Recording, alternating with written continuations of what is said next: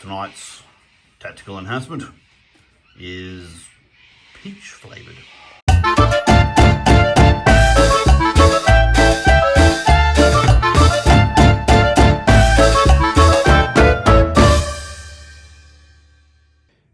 Tonight we're playing Team Yankee, back on the 6x8 foot table, slightly modified from last time because these boards are a nuisance to move around. We still have the same river and the same hills, but the train line's taken a different route.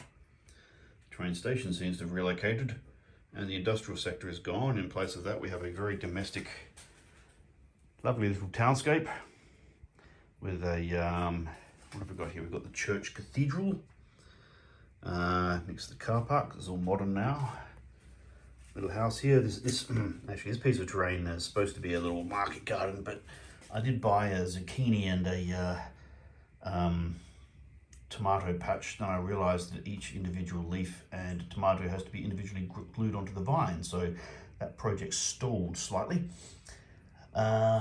Playground next to the church. Some old residential buildings I did years ago. A bit basic, but they do the job. The old faithful pub. We've got the school back on the table.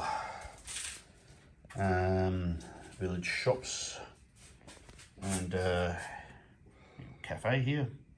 The fire station's back. Someone's got a lovely townhouse with stables, so I'm assuming they have a lot of money to keep the horses. Service station, and oh, it's been a bit tricky to get a view of it, but this is the little workshop. Bodgett and Leggett is what they call themselves. It says so on the sign. So that's the town. Building's a building, woods are woods. The river over there, you do a cross check when you get to the bit with the sludgy water in it. And right, so the objectives, or the mission we're playing today is breakthrough. Has to be the most complex one, given that, you know, it's evening after a long Australia day. So I opted to deploy my US forces in this quarter in the town, and on the far quarter with the bridges, which means the Ruskies are deploying over here, and they will have their reserves coming in over there, bearing in mind that the American reserves come in from their table quarters, and it'll be a bit interesting because it's a big table. It's a 100-point game, which in theory we should get through in an evening. We've done it before. And the Russians are attacking this time. I went for defense because Andrew is always playing defense, and I thought I'd shake it up a little bit, but he decided to maneuver for this game. So let's now check in on the armies. Built for speed. Right, Andrew, talk us through what you've got. Okay, so very simple army today. So we have an Afghansi battalion. Right, there they are. We have two medium companies. Right. With spigots. Mm-hmm. Next to them are the Gecko AA. Yeah, the best AA in the game. And next to them are the Recon. Very good. BMP3s. Yep. Then the armour. Yeah, these mongrels. So I've gone with 4 T80s today instead of 5, because 5 was just way too hard to manoeuvre last time, so we've gone for 4. It gives you a better balanced list by the look of things as well, because those things are what, 9 points each? So they're about 31 points for those 4 T80s. Yeah, that's pretty good.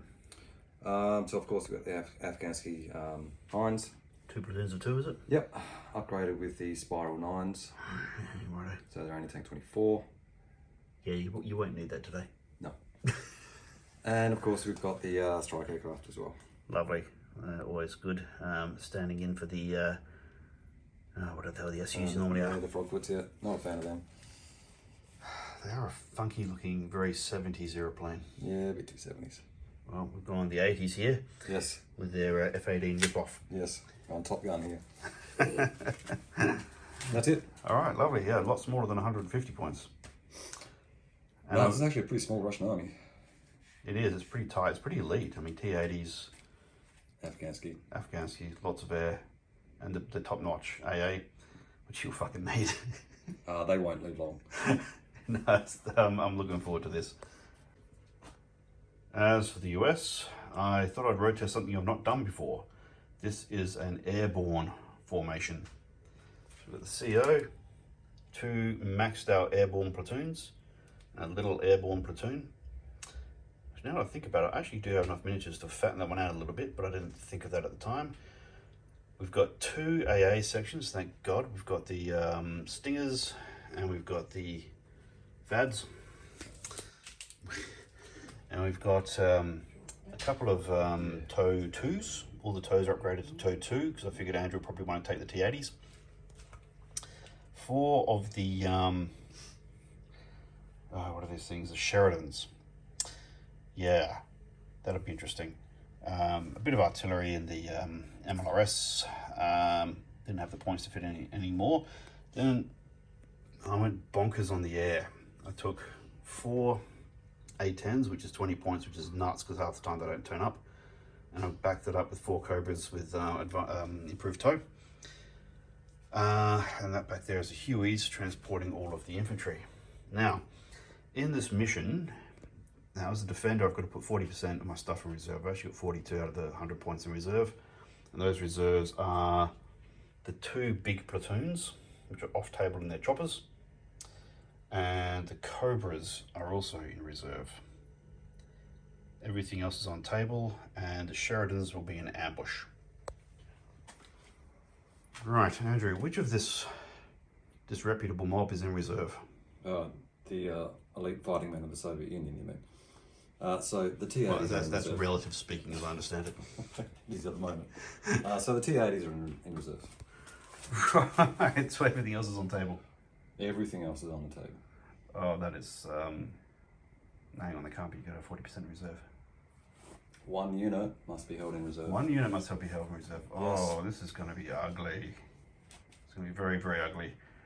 All right, well, I misunderstood that mission when we were working out what to put where, but that's fine. I'm glad you told me because now I have to adapt my tactics to that one. Okay, that would have been a bit of a surprise, yeah.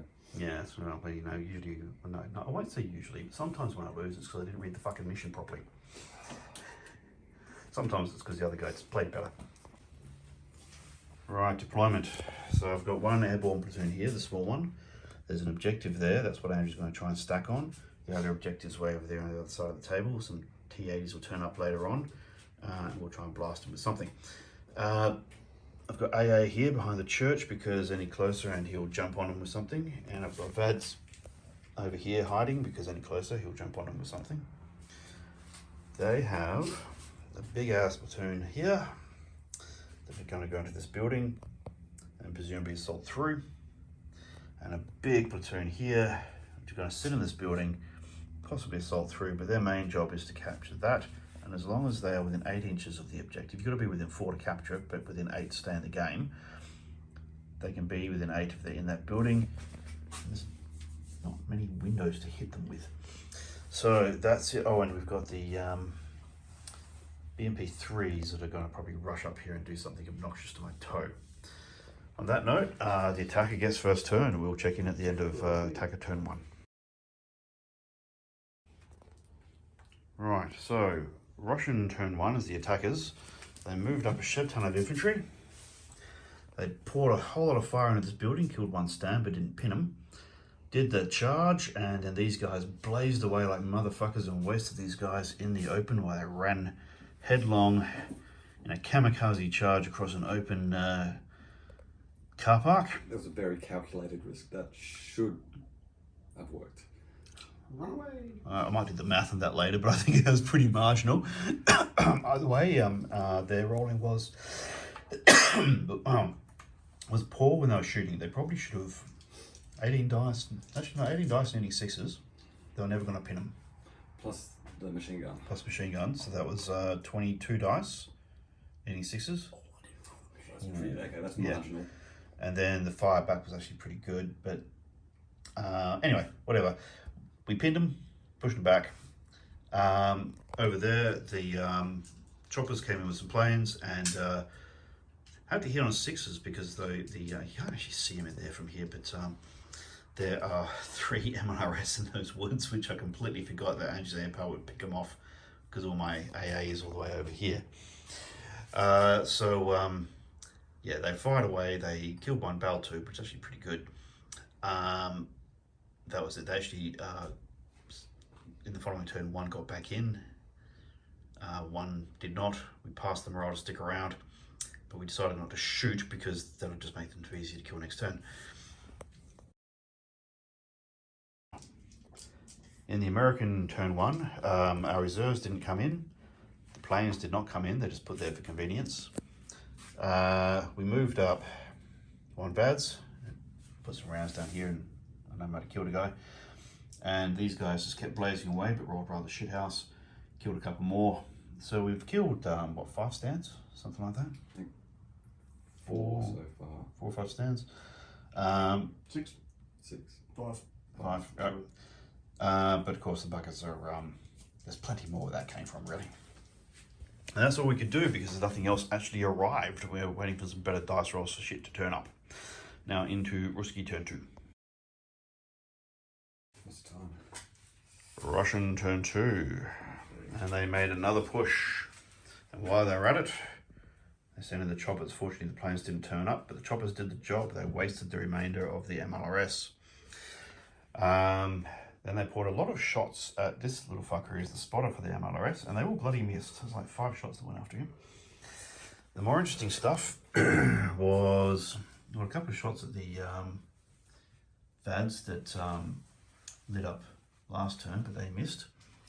Then he moved up the infantry, poured a shit ton of fire into these guys, and left fire corridors for various other machine gun teams to pour more fire into these guys. And in an effort to try and kill them, they even managed to squeeze in some, oh yeah, actually it looks a lot clearer from this side.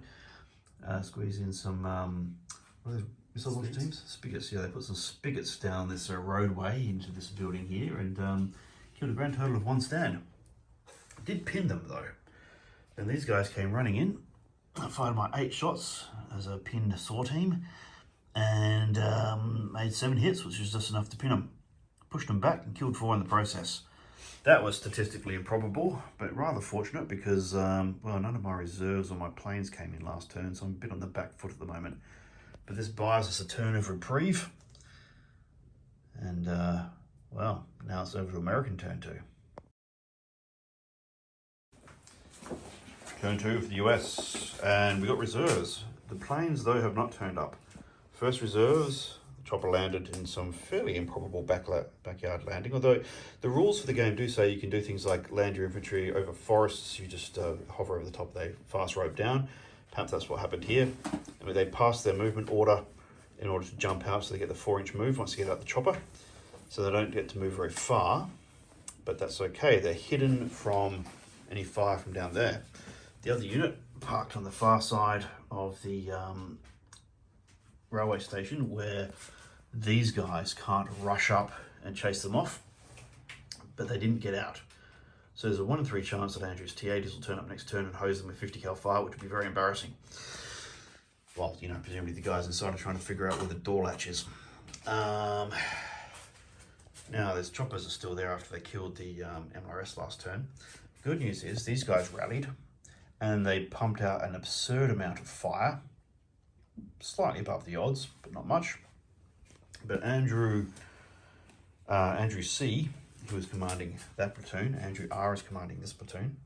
Andrew C's saves have been absolutely fucking woeful 2 turns in a row. We just wasted 4 AK teams plus the company CO. My battalion commander. Battalion commander, that's right, because they're Russian. And you've got, what, 2 teams left? Yes, I have to test it at the start of our turn. At the start of every turn, they've got to do a test to see if they stay in good, or if they stick around, but actually not in good spirits. They can't even contest the objective. Yeah, you can still contest objectives if you're not in good spirits. Is that right? Yes, you can. Well, I didn't know that. I stand corrected. Yes. I hope they get suddenly weak at the knees and bugger off then. There's a 1 in 3 chance that will happen. There's plenty of other stuff to contest the objective, so the game can keep going for a while. And then the T-80s are going to go for that objective, so there's that as well. But I was expecting these guys to be fragged, and I was expecting to have to push my way forward, taking lots of casualties to get into that building in order to contest that objective. We've had a reprieve. More to do with the dice than any particular tactics on my part, but that's been a really interesting shit fight. I mean, This whole section of car park here is not black anymore. It's red and it's riddled with corpses. Really bad day for the Ruskies.